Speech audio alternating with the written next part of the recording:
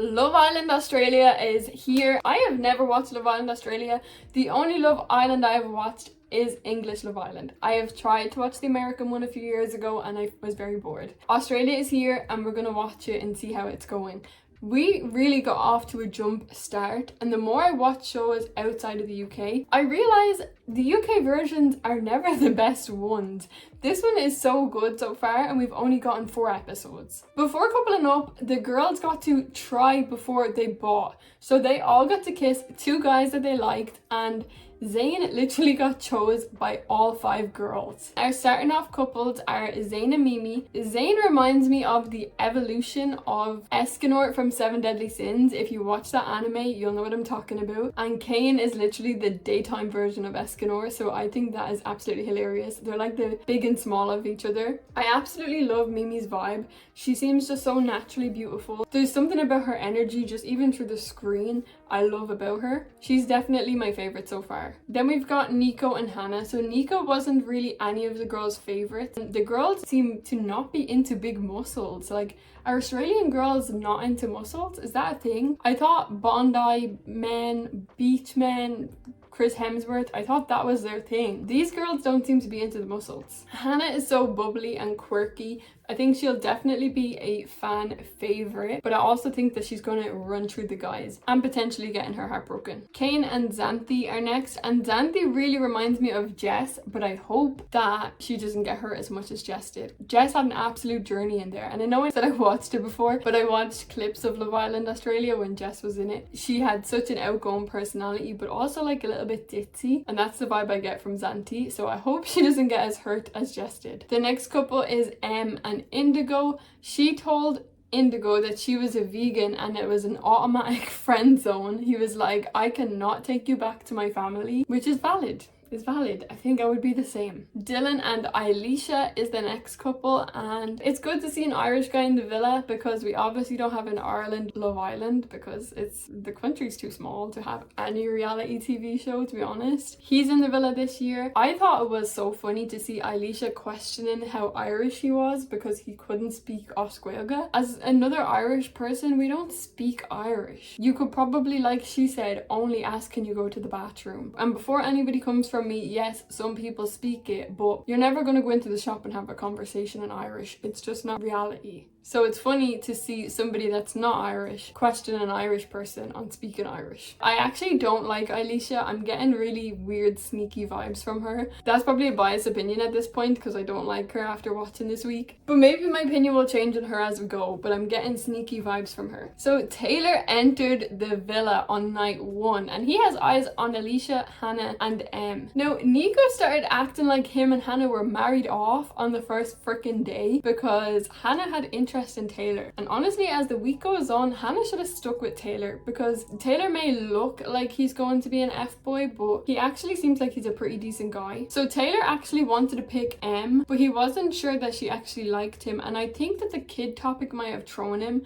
because she said she doesn't want kids and he wants to have kids. So that's obviously a line that is pretty clear. But he ended up choosing Elisha and leaving Dylan single. Elisha seems to think that Taylor is all hers now. Dylan and Mimi seem to have something blossoming throughout the week in the background, whereas Zayn isn't even speaking to her. Because Dylan was single, they had to do a stick or twist, so it was cool to see it not a recoupling because recoupling's honestly boring after a while. They had to stick or twist with their current partner, so when it got to Mimi, she was asked to stick with Zayn or go with Dylan, and she actually twisted and went with Dylan, which I was glad to see. They're a really cute pair together and I think that they could actually grow something. But the shock twist was that Xanthi actually twisted from Kane to Zayn. Now, I don't think Zayn likes her. I think he's completely playing her because there's no one in there for him yet. But that left Kane single and he has gone home. We did see Dylan getting himself in trouble with the girls because he said that he wouldn't like a girl if their body count was above 5. And normally I would say that's okay and that's valid to have that sort of requirement, but not when your body count is over 100. That's icky. You can't come with your over 100 body count and think you can get a girl with under 10. So Taylor eventually told Em that he actually wants to continue getting to know her. He was just scared to pick her when it was time to recouple. Alicia is now feeling betrayed and Em is feeling confused because they're actually complete opposites of each other. I think his real type is Em, and he did choose Alicia because she was like, I like you, I like you, I like you. And of course you're going to choose somebody that's reassuring you that way. Now we had new girl Sophie enter the villa and she is absolutely gorgeous. She's got the confidence. She rocked into that villa and kissed every single guy while whispering in Zayn's ear, have you missed this? She then literally took Nico's blindfold off and took him on a date. Before she did that, she made sure to look right up at Hannah and wave at her. Now, I think she was just doing it innocently. She definitely had a motive there. Nico was all for it after acting like Hannah was his wife from day one.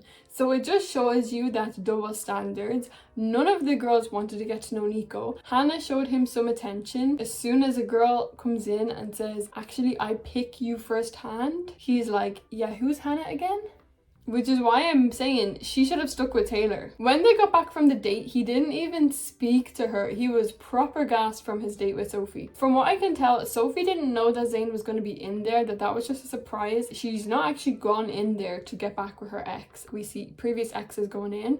She's not going in there for that. She didn't even know he was going to be there. She did say that she's not going to try unless he like puts effort in. Maybe then she'll give him a chance. But do we think that Zayn will be more interested in Sophie than he's into Zantee? Sophie did ask if Zantee was more his type, and she followed it up by saying his type is anything with 2 legs. It has been a bit of a joke so far that Zayn sleeps around. It seems like though in this dating world for this new generation, I don't know what that wilderness looks like.